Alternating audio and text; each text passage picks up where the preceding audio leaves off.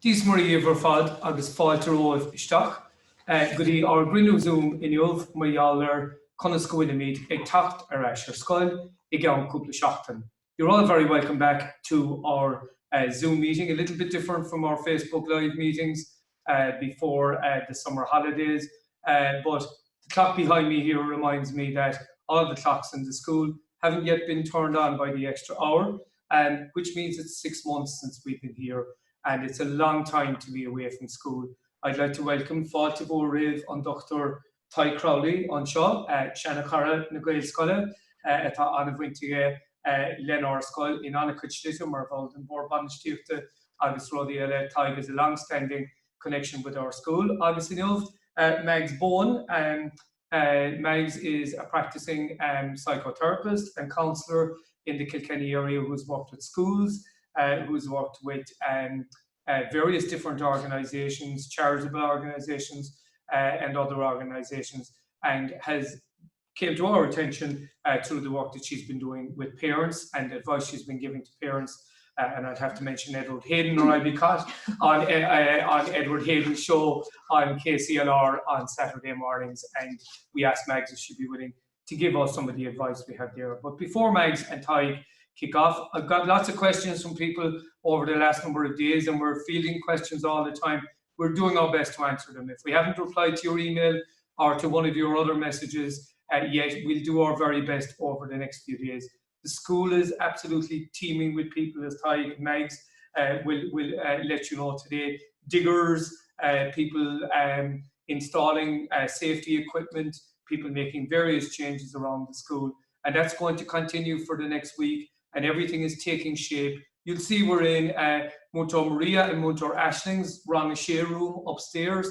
You'll see roughly the layout that there is, and we might talk about that a little bit later on. But every single classroom will be laid out in a way that is as safe as possible for our children to be in, and most importantly too, safe for our staff, so that our staff feel safe coming back to school. I want to talk about just a few of the key things that you've asked us about how things are going to work on Tuesday week, on the 1st of September, when you come back into the school. And a direct question I've been asked by many people is, are there going to be drop-off, a staggered drop-off and collection times in the school? And yes, there are, and that's the decision of the staff and particularly the Board of Management. So we're going to be asking people to come to school a little bit early. Many people come early anyway, but we're going to be asking you to come at set times. So we're going to be starting the reception of children into the school at 20 to 9 at 8:40 every morning.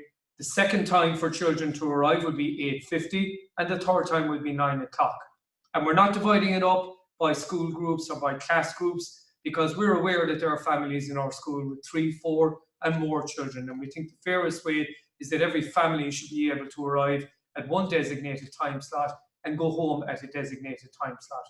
So the first part, like we did with our book collection system before the summer holidays, the first time slot will be the first batch of people on the alphabet using your English language surnames. You'll arrive in here at 20 to 9. So if your name is Aylward, you'll be here at that time. The next group, and we'll let you all know in plenty of time which group you'll be in. The second group will come in at 10 to 9, and the third group will come in, as I said, at 9 o'clock. Everybody will walk directly to their classrooms, making sure that you keep safe social distance from people who are not in your class. The only people that you will be interacting with from the beginning of the day to the end of the school day are the people in your school class, or school bubble as it's been called, and we'll come back to that later on. And by the way, we'll have a very comprehensive video taking you through many of these points in the next few days, which we'll mail out to you, and you'll be able to look back over it. Today's meeting, by the way, is being recorded on Zoom, so that people who can't get to watch it at this time, many of you are back at work, thankfully, that you can watch it later. And even those of you who are watching us now, that you can watch it back later and see if there are points that you'd like to go back over. So again, we'll send you a YouTube link to this meeting, and you'll be able to watch it at your own convenience. In the same way as we have the 3 drop-off times in the morning, we have 3 collection times in the evening. So we're going to be finishing school at 2:30 every day, and our 3 time slots will be 2:30 or 2:30, 20 to 3, 2:40, or 10 to 3 at 2:50. And that's for Ramahan to Ramashay. So obviously the group that arrive first in the morning, they're the people that will get to go home first in the afternoon, which is the fairest way to do it. Your child has the same length of school day as they always had. A little bit complicated to explain it, but we'll explain that in writing. But we will be working, as I said, from 9:10 in the morning until 2:30 every afternoon. We're asking people to come to school. Very importantly, we're asking people in line with the guidelines from the department. We're also a green school, and it's always been important to us. We're asking every child who can walk to school to please walk to school, regardless of the weather. Have the raincoat on, get out and walk to school. It's good for your health. It's very good for the way that you arrive in school, and it's particularly good for our neighbours in Bowen and the other estates around our school, who are going to have the traffic from our school, the traffic from presentation next door, and of course they're trying to get out to get to a day's walk as well themselves. So please come by foot, walking, please come on your rother, and those of you who can, come on the bus scoil, and Bus Éireann, I'm sure, have been in contact with you about the arrangements for the bus scoil. Children who arrive on the bus will come in at the time that the bus arrives. They won't be in their alphabetical groups for obvious reasons.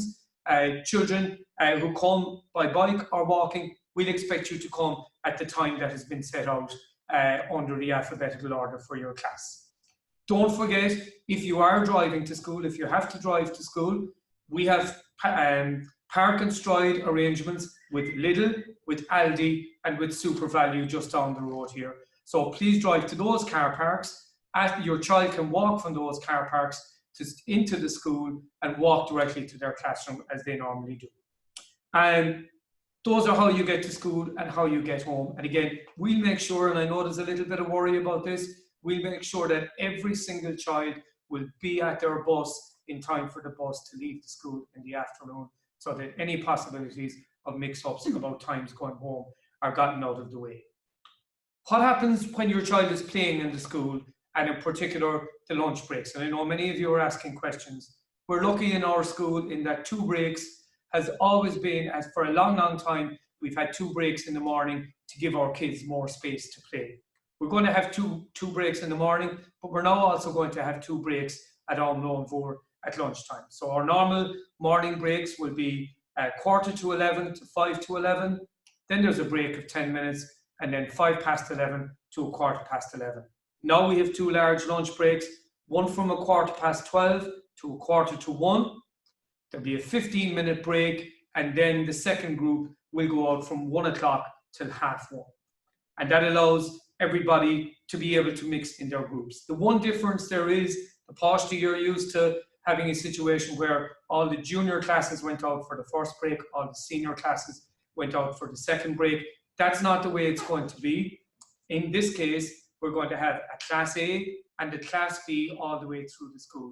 So if I'm in Rangado in second class, I'll be in either Class A or Class B. All of the Class A's will go out for the first Omlón, Piog and Moore, and all the groups in the B that are just called B, it's not an A and a B class, they will be the second group that are going out at both of the breaks. And that will allow us to follow the regulations which ask us to keep children of the same age separate from each other on the yard. So the group that you're with in the classroom all day, you leave, you'll go to your designated play area in the yard with your muntor or with a counselor if you have an assistant helping somebody in the class. They will be there to supervise you on the yard. So you're with your teacher from 20 to 9 in the morning to 10 to 3 in the afternoon. That's something that we're not used to as teachers, and it's certainly not something that children are used to.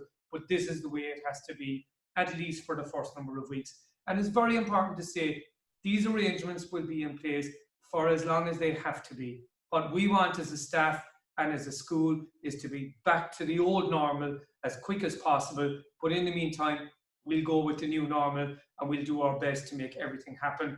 It won't be perfect. We'll be learning as we go along, and we'll walk away on that basis. In terms of what's going to happen within the classroom, and by the way, there are going to be 9 separated play areas in the yard. They'll be set out on our basketball courts, on our AstroTurf? Aren't we so lucky to have the facilities we have in our school in the area between the AstroTurf and the school and the bike rack, and in a number of areas in the playground? And by the way, a very direct question asked by parents: can I go into the school? Unfortunately, the answer is no. In the same way as your solicitor's office, your doctor's practice, your dental practice, your way of communicating with the school is to use the school phone number, 7765647. You use that if you need to make an appointment to see somebody, or if there's an urgent matter to be discussed. And that's the principal way you'll do it, or you'll communicate with us by email or in the other normal ways that you communicate with the school. But it is vital that you're not congregating. Those who come into our school to drop their children off, we'll have the traditional drop-off area on the left-hand side between the two gates. You cannot park and leave your car. So you stop, your child gets out of the car, walks to their classroom, and you drive off immediately. It's absolutely crystal clear in the guidelines that parents are not to congregate and be meeting with each other either inside or outside the school gates. Once you get outside the school gates, it's a matter for yourselves, but we would ask you please to be responsible and try and ensure that we're all playing our part in terms of containing this virus. And in terms of what happens within the school classrooms, you see the layout of this classroom, and again, in the explanatory video we'll be sending you, we'll show you senior classes and we'll show you junior classes, how they're going to work. You'll see in this classroom that we have a normal class of 28 to 30 children in every classroom. Thankfully, we can fit even our biggest classes, following the department's guidelines, into every one of our classroom, and still, as you'll see at the top, give plenty space to the teacher to be able to move around and do their job. The teacher won't have the same interaction that they normally have with children in terms of traveling around the classroom and working with groups. Certainly no child that needs a bit of attention from a teacher will ever be denied it, but it will have to be done carefully, and we'll do that. So by and large, your children will be working at their table for the majority of the school day. They'll be able to do the normal things, go to the letters within the classroom when they need to, and of course do their hand washing and do all of the things that have become so important to all of us. But there will be areas of the school that will be closed.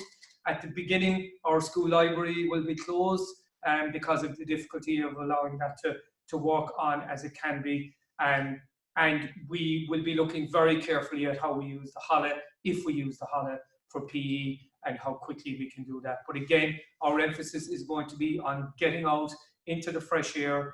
PE classes will generally be on the basketball courts, they'll be on the Astro, but there is an emphasis again in the guidelines to keeping children active and getting them involved with each other.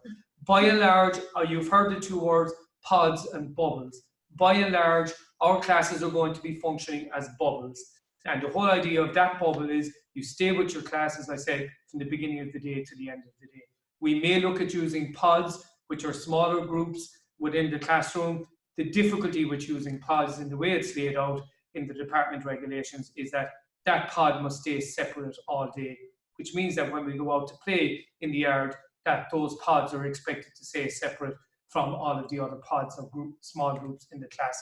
We want children to play as naturally and as normally as they can on the yard. So our hope would be that the classes will remain as classes, and we'll be doing our best to keep separate within the classroom, but have as normal a way of doing things as we can when people are on the yard. But it's very, very important that if you can drill this home to your children, that they stay separate from each other on the way into school and on the way out of school, and that we maintain that distancing between those groups, those class groups, from the beginning to the end of the day.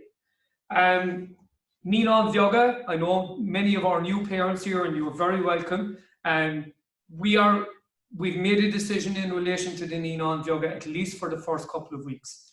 Instead of them coming in at those set out times for the senior classes, we're asking all of our Níl Bheoga children to come in to our school at 9:30 every morning, and their day will finish at 12 o'clock man day. And that means, and that again is for the first number of weeks, that means that they'll be coming in when all of the other children are in their classes, and they'll be leaving before the first of the Amlón Bhur or the lunch breaks. And that will give a real opportunity for them to be able to experience a safe entry and exit from the school at those times of the day.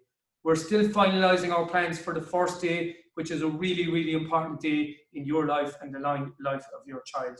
At the moment, what we're going to ask you to do is that one parent will come with the child on the first day. And I know that's a hard thing to do, to ask the grannies and granddads and aunts and uncles, and in particular the mom or dad, to stay at home. Please do all of your green graphing and your pictures, first day pictures, before you leave home. When you come in on the first day, we're going to bring you to a designated area, whether it's at the classroom door or whether it is maybe down at the Astro or another part of the school. And then the teacher, the two teachers, Muntar Anya and Muntar Masha, with lots of help from the other staff members who are available, will get your children into the classroom, get them settled as quickly as possible. We've told you this before, the sooner you leave, the sooner they settle. And sometimes it's harder for you to leave than it is for your child to see you leave. But please do your level best to make that work as well as possible. You saw the introductory video we did earlier in the year. Look back over it, see the points that were made that day, and we will give you, we'll do our best for that junior infant experience to be the best again that it possibly can be. Your children will be working in groups within the classrooms and junior infants. And again, when you have your Zoom meeting with Muntar Anya and Muntar Masha next week, all of that will be explained. And just to say finally, every teacher is organising their own Zoom session next week. Many of you have got those requests already for the meetings. They'll be short and sharp, they won't be very long, but there'll be little videos showing you exactly where your child's room is, where they're going to be sitting, how things are going to work in their classroom, and hopefully that will put your minds at ease about how everything will be done as soon as we come back. I just want to finish by saying a huge Gura Mahagat to all the Múinteoirí in the Scoile. We have had, I think, 2 middle management meetings so far of the most senior people on our staff. We've had 2 full staff meetings over the summer. We've had board of management meetings. Everybody's been working really, really, really hard. And we will make sure that the school is as safe as possible. But I really need to say a huge Gura Mahagat to the Múinteoirí. Many of them are in the school today, getting their classrooms ready. There's a lot of dumping going on, and there's a lot of stuff being put in storage. And our classrooms, as you can see, will be stripped back to the very bare essentials, which is very unusual for us teachers who gather and hoard and keep everything for years and years. So I'm sure many of our partners and others at home would be delighted with all the stuff that's coming home to be stored. So, Shin, we're going to crack on now, and I'm going to introduce you to our 2 speakers. If there are questions I haven't answered today, as I said, we'll do our best to answer them in the coming week to make sure you have every answer you need before you come back to school.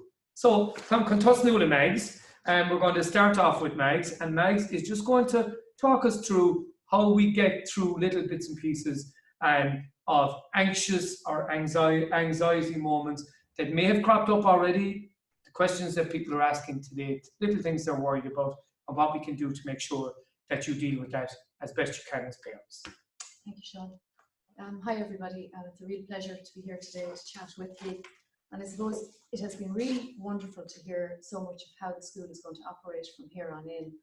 It's going to be equally important for the children to recognise what routines remain the same and what routines will change.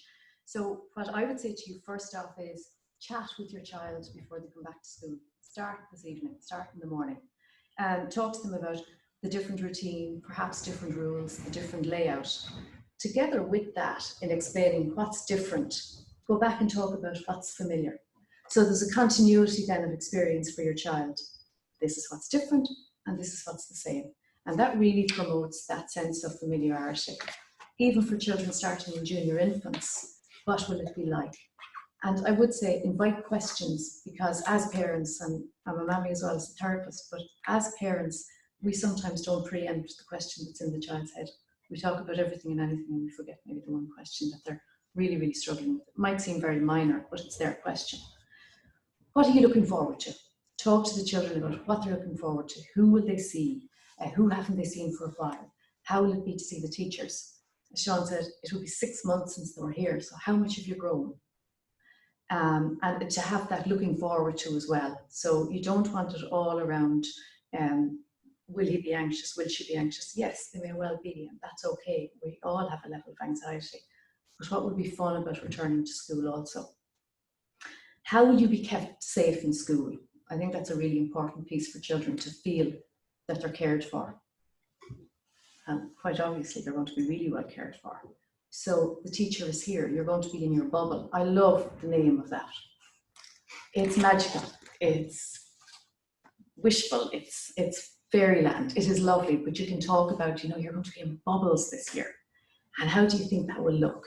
And have a little bit of fun with that. But again, in this bubble, you are kept very, very safe. Also, empower the child. You've built trust by talking about the bubble and what it might be like. Empower the child. How can you be part of a team that is your bubble? The hand washing, the hygiene etiquette, you're empowering the child. It's okay to feel worried, and some children will be, more so than others. I would say as parents, don't underestimate the expertise that you have into your own child. From day one, whether your child came through your world through birth or adoption or fostering, you know from the moment you looked into your child's eyes that you know them. So don't underestimate that expertise and don't leave that outside of the school. Be able to inform the teacher appropriately in the ways that you can contact now if there is something going on. It's very, very important for that. That's normalising feelings and regulating the child. I would say, and Sean tipped on it around, separation anxiety. Recognise as the parent, it can quite often be more traumatic for the parent to drive away than the child to walk in through the gate. The child might walk in and not look back at you.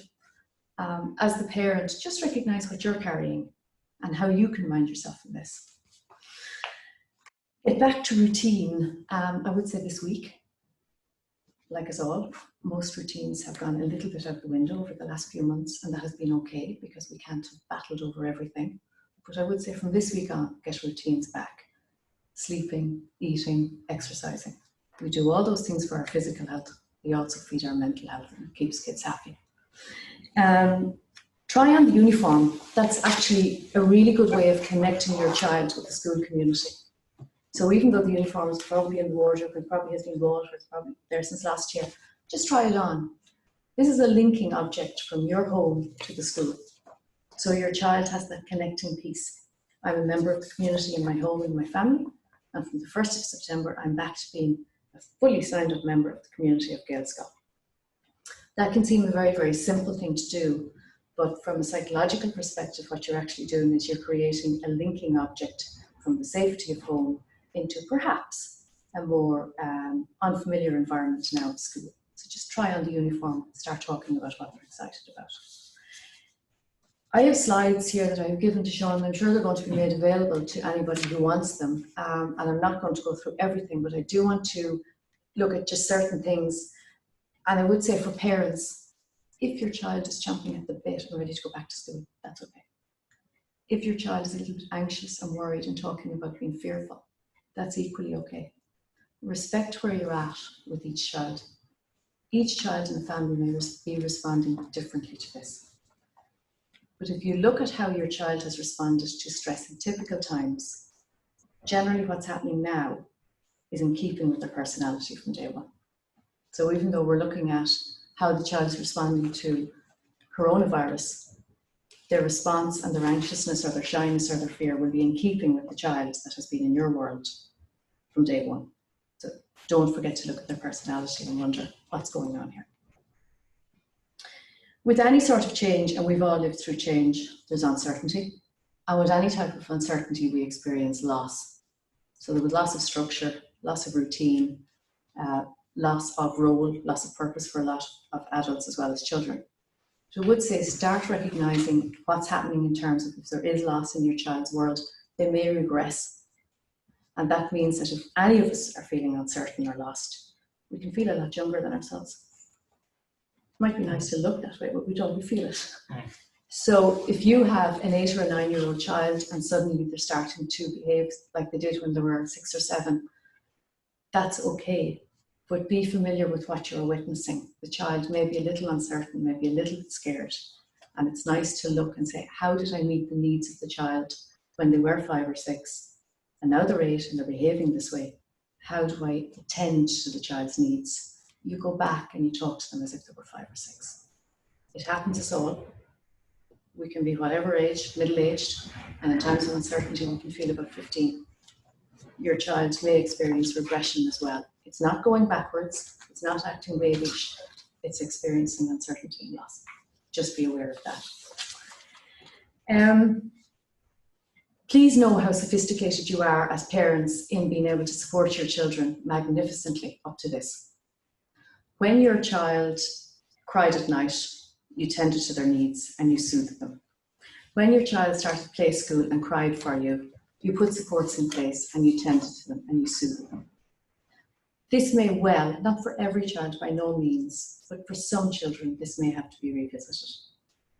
If your child experiences separation anxiety as a result of not being with you, they have been tied to us for the last 6 months, whether we liked it or not.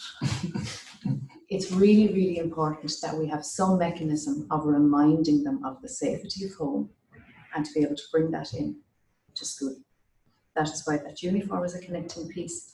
Equally, as children, young children, toddlers, they may have brought a teddy to school or they may have brought a car. During the current situation, that may not be possible to bring in tangible objects that reminds you of home. But if you sit down and talk to your child, what would you like to bring to school that reminds you of home? It might be a particular fluffy pencil case, it's a particular colour that reminds them of a blankie. It might be favourite lunch.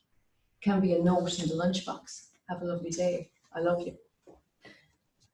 Have a chat with your child around what is it that makes you feel really, really safe and secure at home. And that can be very, very easily implemented within the school day with just a little bit of thought. There's a nice little one that you can draw a little love heart on the palm of your hand. And you can draw another one on the child's hand, small, and just say to them, every time you look at this heart, you're reminded of how much I love you. That certainly isn't required for every child, but a child who is experiencing separation anxiety, I would suggest that you just have some little mechanism in place to make them feel secure. It's actually called a regulatory tool or a transitional object. You are sophisticated in providing this. We have all done it through play school or even at night putting the blankie in with them in the cot. On your slides, you will see responses to loss and change according to the child's stage of development. I'm not going to go through them all, but what I will say is that from age 4 to 7, so that's junior infants, senior infants, first class, play is a fabulous way to get in under feelings and to talk to your child what's going on, particularly with this, the bubbles at the moment. Tell me a story about your bubble today. Tell me what was really, really exciting about the bubble. Tell me maybe something you didn't like about the bubble, or at least invite that sort of chat as well. Be able to listen to the dilemmas as well as the successes, because there are going to be dilemmas. We're all going to be encountering them in our working life for the next little while. Disturbed sleeping and disturbed eating right across the board, from junior infants right up to 6th class, suggests at times there's a little bit of hassle going on. Perfectly typical and normal in times of stress and change and loss. Just be alert to the fact that this might be a signal that there's something going on, that the child is struggling a little. The 5th and 6th class possibly will provide the most challenge at home. Because once you get to age 11, you're typically in the same stage right up to 18 in terms of what's happening within the brain. Risk-taking can be a feature. You may have a little bit more of a battle around hand washing or keeping to the guidelines. I won't get it. Only old people get the virus. And I suppose it's really, really important with this age group to empower them appropriately. 11 to 18-year-olds are very, very black and white, I suppose, in their thinking. Very, that's right and that's wrong. But if you talk about, well, how can you take on this responsibility and how can you really make sure that you protect those you love, they generally respond to it very, very well, rather than you follow the guidelines because you have to. Usually it's, well, you know, if you do your part, it's part of a great team and we can all work together. Self-care for parents, I would say, think of how you mind yourselves. We are all wondering, whatever stage our children are at, we're all wondering how they're going to encounter school, how they're going to encounter college. If you feed yourself appropriately in terms of time out, coffee with a friend, a walk, a run, read a book, whatever it is, you in turn are feeding your children. So if you self-care as parents and really recognise, you know, I am anxious and my 10-year-old doesn't seem to give two hoots about going back and I'm sick with anxiety. Listen to your anxiety and respond to that kindly and really treat yourself like you would do a good friend. Inform the school of any changes and loss. And I can't, I suppose, overstress this time and time. This is not just in relation to coronavirus, but time and time again, people feel the school maybe won't need that piece of information or it's not appropriate to ring. And I would say, of course, we all have to appropriately manage what we tell other people.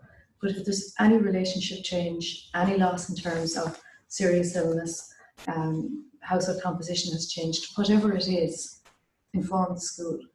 Because if your child has a response to that and it's not completely understood that the source is particular to them at home, your child will feel more lost. If the school is informed and the parents know, again, there's a solid piece of support transitioning from home to school.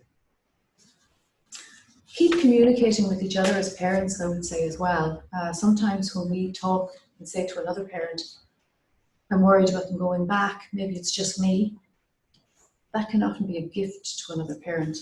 Because the parent can say, well, thanks for being so honest, I didn't want to say it, but I'm worried as well. And then suddenly you're not in isolation with this worry as a group.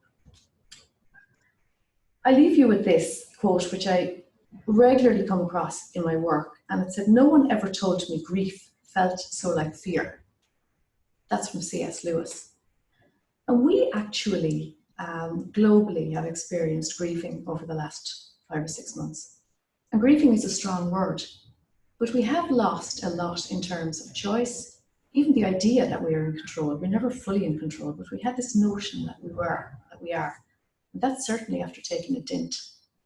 So recognize from all of your household, we have all experienced loss and we have grieved. So fear follows, and it's okay to be anxious. It's okay to be fearful.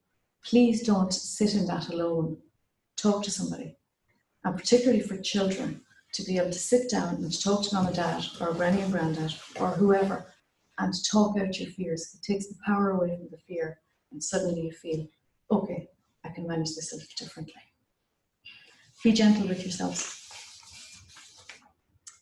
And that's where I leave it. I would say if there's any questions and Sean gets them, I would certainly get back to all of them. And thank you very, very much.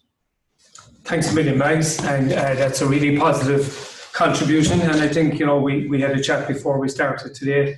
It's very important to know that the doctor, the master, the counsellor, we're all equally anxious and we're as concerned as you are as parents, and we're concerned ourselves as individuals. We had a board of management meeting in the Shormer Forna and the staff meeting next door during the week, socially distanced, and we did all the right things and approached it as properly as we could. But it was still a little bit of a jolt for me as the master, and I'm as sociable as they come, to actually be in a room with another group of people dealing with school business. And it's been the same meeting teachers during the week, as I think Ryan Tuberty says in RTE, where we're relearning how to do the dance, how to stay out of each other's way, keep our 2 meters. Some of us are wearing masks, some of us aren't. And we know that different people who work in the school are anxious. One of the things that's important to say is some of us have people at home that are very important to us, grannies, granddads.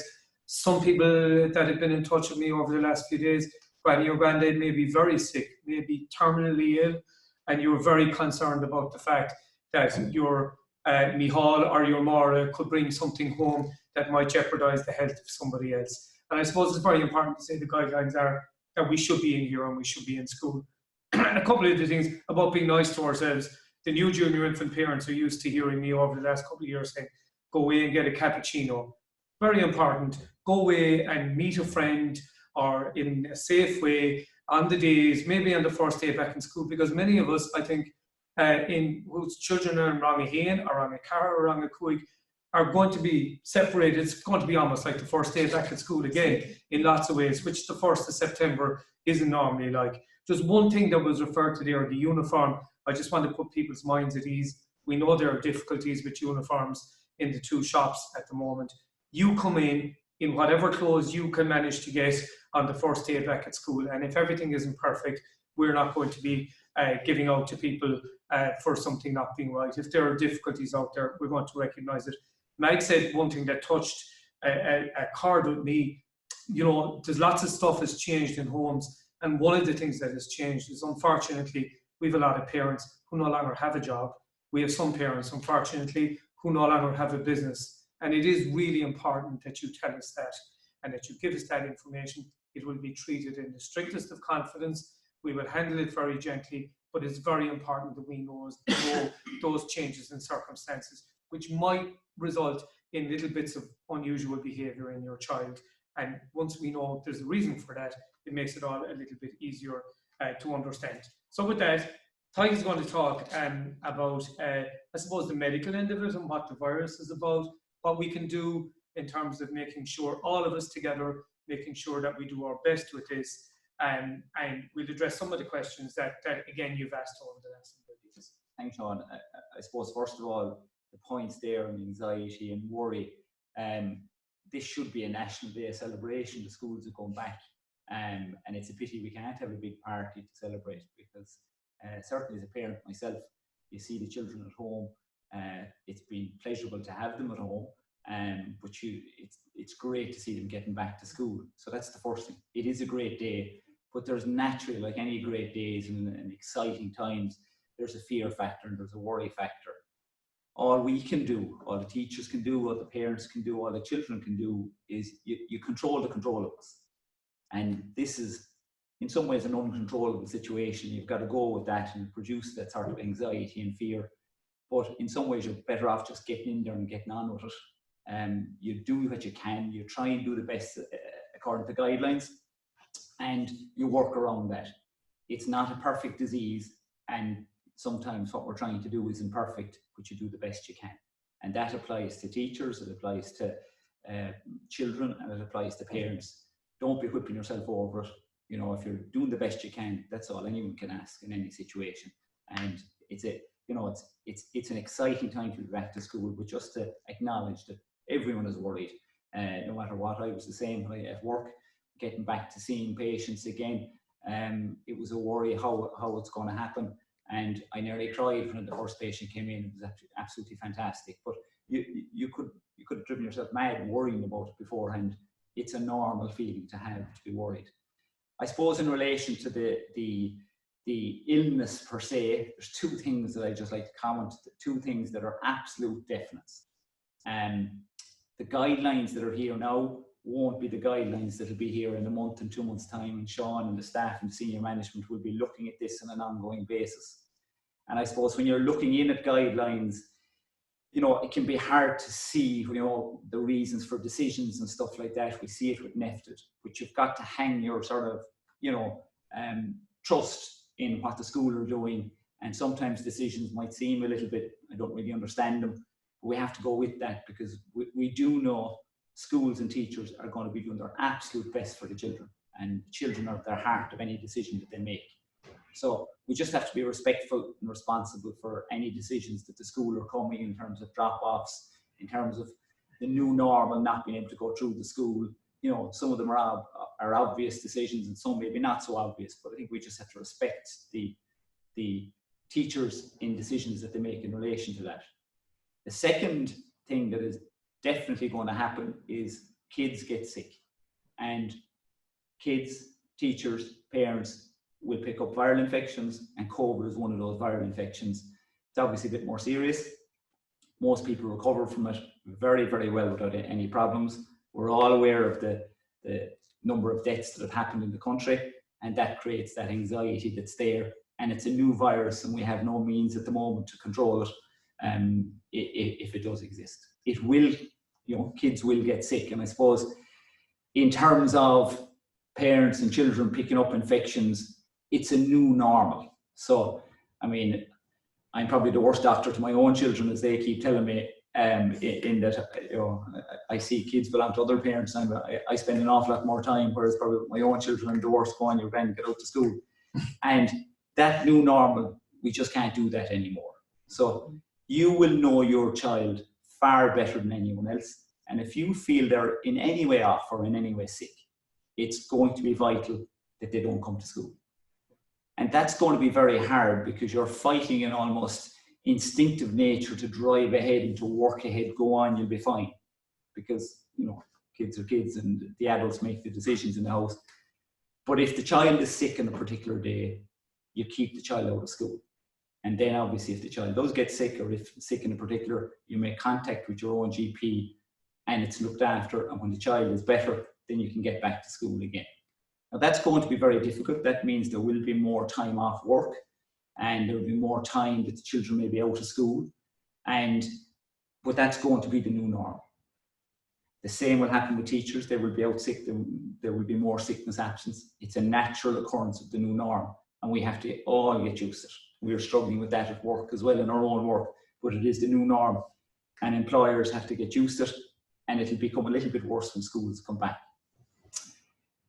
There also has to be, I suppose, an individual responsibility for this, and that's a hard thing to come up with, that I'm going to take complete charge of this for my family and my child, that I have to make those decisions where maybe before you'll be fine, and if they were sick, the school would send you home. That's going to be your decision now, and that brings with it a certain amount of stress and worry and anxiety, but it is the new norm that we have to go with.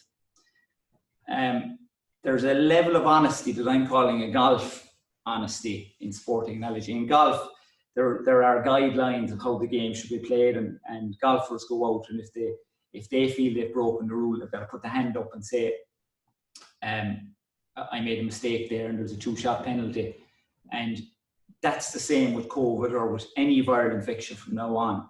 If you feel they're in any way off, you just can't take the chance. You're better off erring on the side of caution and saying, the child is sick, you've got to keep the child out.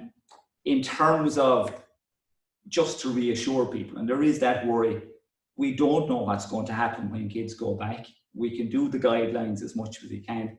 I suppose what I'm saying is that as a doctor, it's definitely the right thing to happen, that kids go back to school. We all realise that, not only from the economy of the country and all that, but actually from the children themselves. It's really important that we go back. But for the kids themselves, that they get back to, you know, as Mags is pointing out, get back to socialising with their peers. They are going to have worries. It's going to be really important to have that conversation and to, you know, as they're going back, to find out how your child is feeling. And also, to be honest, you know, if something we don't know, but we're going to see how it goes, and you are safe. And a bit like Mags, I love the phrase, the pods and the bubbles. Yeah. It is actually a great phrase. And it does give that sort of, you know, I think I'd like to be here myself to be in a pod and a bubble, you know, because as Mike says, you know, when you are anxious, you do go backwards a little bit. You do feel 15 to 16 at times. I remember many years ago asking my father-in-law, looking forward to saying that he'd have all the answers for me. And he said he was still only learning the questions as each crisis came up. And that's how we feel in the middle of all this. So I suppose to summarise, as we get back to school, there are going to be challenges. There are going to be, you know, your child is going to get sick. Parents will get sick and teachers will get sick. And it's how we respond to those challenges is slightly different in the new norm that we're in. I always said in the middle of this that locking down was going to be easier than unlocking, and unlocking is going to provide a load of challenges. And I suppose you have to be kind to yourself in the middle of this, parents and children and teachers. You've got to be kind to others because you don't know what's going on in their particular set of circumstances, and what seems blatantly obvious to you might be blurred in someone else's life because what's going on. And I suppose just in relation to the guidelines of the school, I think you've got to hang your hat in something. And I'm very happy to say teachers are in charge of the school environment and we follow the rules and regulations, even though we might find it a little bit hard at the time. Okay, Cruinniú Zoom, Tadhg. I think we've covered a lot of the questions that people have asked during the week. I suppose one of the questions that has been asked, and then myself and Tadhg might handle this, is what happens if a child gets sick? And I think it's important that we know that we will have, they're becoming clearer. The instructions have come to us quite late, but we're doing our best to work with them. But we will have 2 isolation rooms within the school. And we will, if a child is presenting with symptoms, parents or teachers in the classrooms will be doing their best to judge when action is needed. But when action is needed and symptoms are there, And we'll probably err on the side of caution. We'll probably send children home or contact you maybe sooner than we normally would because of the nature of COVID-19. So we will, in that situation, have a child pop out and they'll be looked after in a specific space in the school where they'll be safe. Contact will be made with you as parents. It is vitally important that all of your contact information on Aladdin and our database system in the school is correct, so that when Eileen or I pick the phone up to contact you or contact Granny or contact Granddad or whoever the emergency contact is, that those numbers are correct. Sometimes people change their mobile phone numbers and forget to tell us that. It's going to be really, really important that your email and your mobile phone contacts are absolutely up to date so we can contact you if we need to. And the same, by the way, will apply for staff. If a staff member feels unwell during the day, they'll be going to that isolation room and we'll be doing our level best to get cover for them as quickly as possible to ensure that your children have a teacher standing in front of them. And that's a question a lot of people have asked. If a teacher gets sick, will there be cover? Will the class have to be sent home? That's our intention, and we're told there are substitute teachers being made available. We will be able to employ substitutes. Hopefully they'll be there. Again, like Tadhg said and Meg said, we don't know all the answers. We really don't know how everything is going to work on Tuesday week, but we're hopeful that we will have people available to us to come in and cover any times when teachers aren't feeling well, and then that we have adequate ways to get your child home. If we feel that there is a need to do so and we can't contact you, we'll obviously have to look at other ways of making sure that your child is looked after in terms of either getting them home in another way or ensuring that they have to go, if necessary, to see emergency services or to go and see a doctor or whatever that needs to be done. But we'll be dealing with that. We'll have proper and adequate equipment in those rooms in order to allow us to deal with it. But at the end of the day, we're not the doctors, we're not the nurses, we're not medically qualified to deal with this, but we'll follow the guidelines. One thing that is very important, we all love WhatsApp and we love Facebook and all the rest of it, but there's nothing worse than the rumour machine. And one thing that's going to be really important here is if I or a child in the school gets sick, we have a right to privacy and a right to confidentiality. And we know that if a child leaves the classroom, there's a natural inclination for other children to say, well, so-and-so got sick. And then next thing, somebody foolishly decides to pop a notice on WhatsApp and suddenly the rumour mill kicks in and there's a story that needn't be there. Everybody is entitled to be normally sick and to have normal situations. And you know, obviously there's two aspects to the sickness. One is at home and you'll be in charge of that yourselves. Obviously the school will have responsibility if something happens in school. And as Sean says, I suppose in relation to the time we're in and we talk about COVID and someone will get COVID, that's what will happen. It's happening in our society. There are a group of doctors called public health doctors who are absolute specialists in relation to this. So if there's a COVID positive case, they will be in touch with the family and will be in touch with the school and will be in contact with the close contact. They will take over the actual whole running of that. There is no need to, no need to panic that my child may have met someone in a playroom that may or may not have had COVID. It creates panic and anxiety and worry when it doesn't need to happen. The public health specialists have been phenomenal, and the contact tracers, I certainly through work know of what goes on in the contact tracing, and it's not just one phone call, it's 2 phone calls and 3 phone calls to make sure that they have all the details correct. That will be followed up. Just to reassure you at home, you don't have to do anything yourself in case, you will hear a story that Tadhg Crowley went home sick on a given day from school. Do I have to do anything? That will be followed up naturally. And that's very important to say, and Tadhg is right, the first phone calls we'll be making after phoning a parent will be to the HSE. And it's they do this work, it's not us. And people have asked the question, will we contact parents to let them know there's a case in the class? No, that's the HSE's job. Our job is simply to inform parents in the proper manner and to inform the HSE, and they take over the running of how this works then. So you can, as Tadhg has said, I think all of us in the country, whether it's Roland Lane or Tony Houlihan or our local doctors on the ground here working in the clinic in James's Green, I have full confidence in them and we as staff have full confidence in them, and they'll do their job. I suppose a couple of the other things that came up, questions that people have asked, and these are very important questions for people, because Tadhg is right, there are implications for our work if our child gets sick. There are implications for our family. Do we need to self-isolate? You'll be told that by the HSE. One of the things, unfortunately, that's falling victim to that in our school is what happens after school. Because normally in this class, and the classes downstairs, we have our homework clubs every day. When children get an hour of additional time to spend on their homework and have stuff done before they go home, we can't do that, because we can't have children split into bubbles from 9 o'clock to 3 and then mix them all up again for the hour after that. So unfortunately, our homework clubs are cancelled for the moment. Our extra dance classes, the other nice things that we did in the afternoon, our football training, which breaks our heart. The good news is we get to keep the Ryan A trophy for another 6 months. But we won't have football training for either the boys or the girls. And very simple and lovely, joyful things like our choir, our music groups, unfortunately can't function the way they normally do. And again, we'll try and get all that back to normal. So many of you will be aware, some of you come and do Pilates and gymnastics in our school in the evenings. Unfortunately, all of those private groups, many of whom are long-standing friends of the Gaelscoil, we've had to tell them all that we can't have our school open in the evening to ensure that our school is immaculately clean after our cleaners leave, and that we keep it that way. And just in relation to cycling, and this is a very personal one for the master, because I'm collecting my bike from Andy this afternoon. You know, I would ask you, please, I used to live in College Square, and I came to school with my son and my daughter. There is no better way to encourage your child to cycle, and everybody's learned how to cycle in the last 6 months, and loads of new bikes have been bought.